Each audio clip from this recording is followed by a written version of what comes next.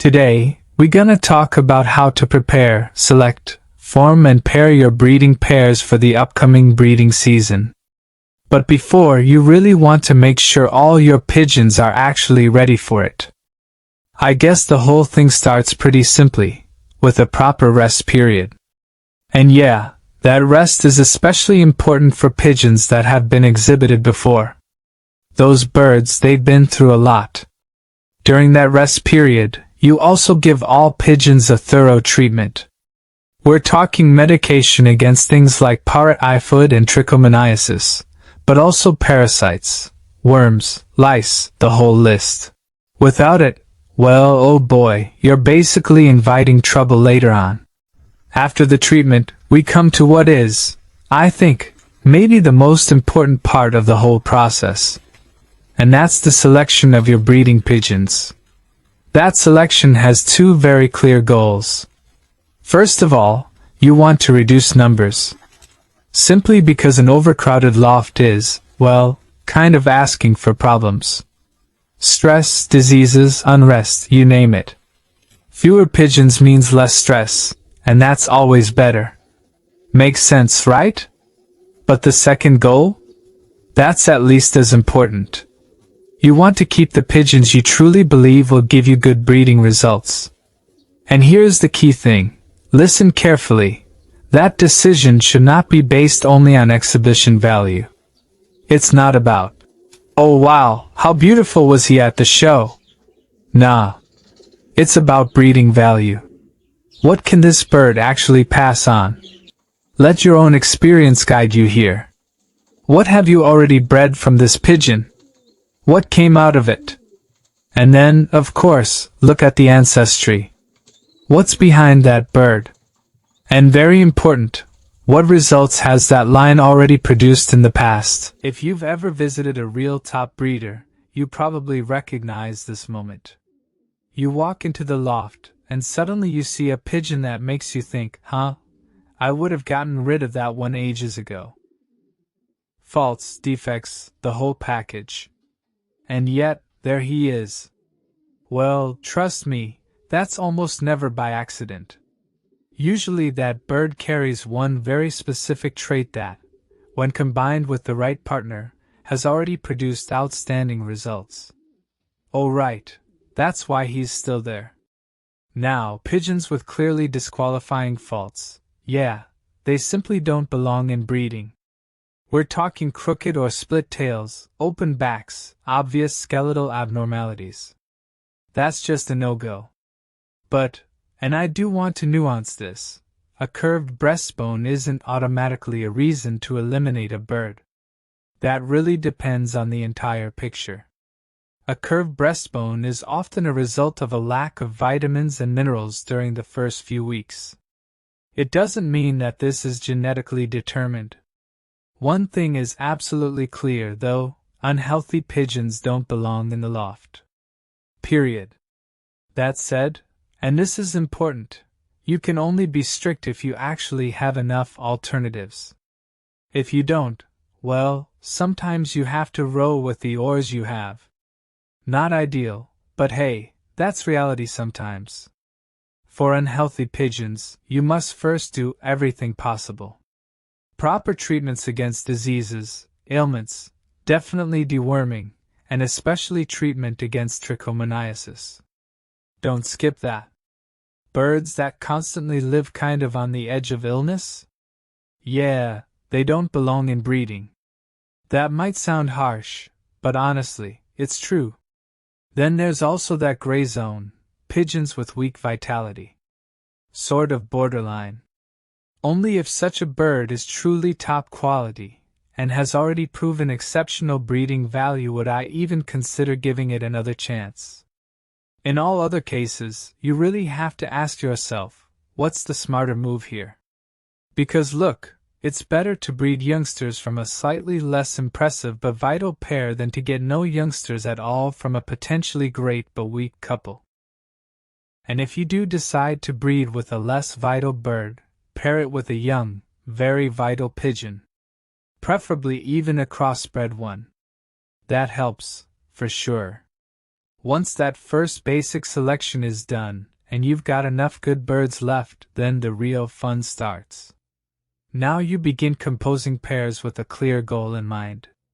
You choose one specific breed characteristic you want to improve, just one, and you focus on that. You can actually go quite far in that direction. Because later on, the offspring can always be paired with pigeons that have more moderate traits, bringing everything nicely back into balance. Now, a lot of people think, two excellent pigeons together, that has to produce top youngsters. Sounds logical, right? But honestly, in practice, that's rarely how it works.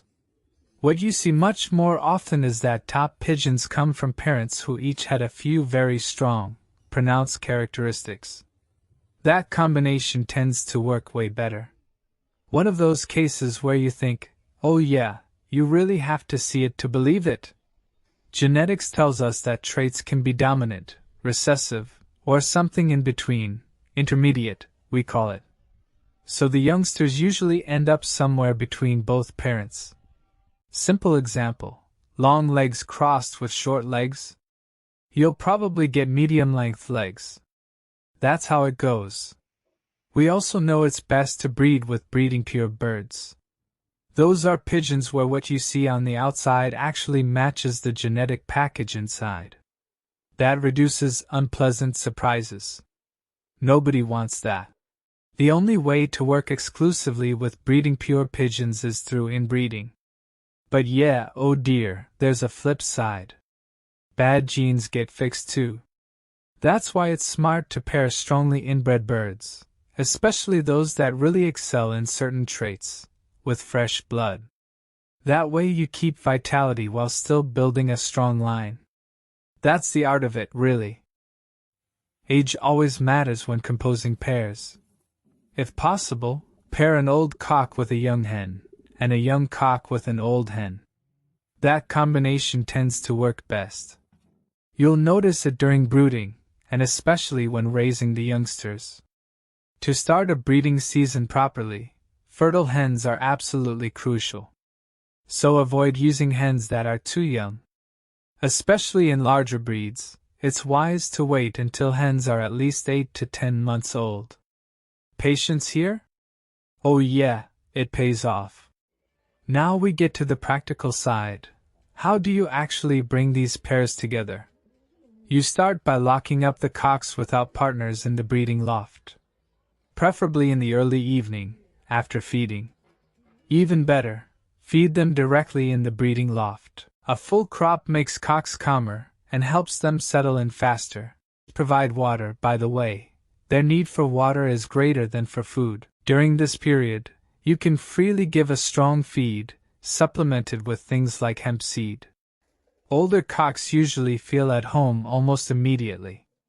They start turning, cooing, and after a while they sit down and call for a hen as loudly as they can. Oh man, it's impressive to watch. Young cocks? Totally different story. They're often confused. Nervously walking back and forth, jumping against the wire, trying to escape. You can just see it. They're thinking, what is going on here? The next day, you let the cocks out one by one to stretch their wings for 5 to 10 minutes. Then you lock them up again. The ones that already feel at home return on their own. The others need a little help. You take the bird and release it about 50 centimeters in front of its breeding loft. And then, guess what? Often the penny drops. Old pigeons should preferably go back to their familiar breeding loft. That just makes everything easier. After 2 days, most cocks are used to it. And then, oh yeah, it's time for the hens. You first hold the hen briefly and show her to the cock you want to pair her with. That cock? He goes absolutely wild. Turning, cooing, calling, the whole show. After a few minutes, you release the hen into the breeding loft, and almost immediately the mating ritual starts.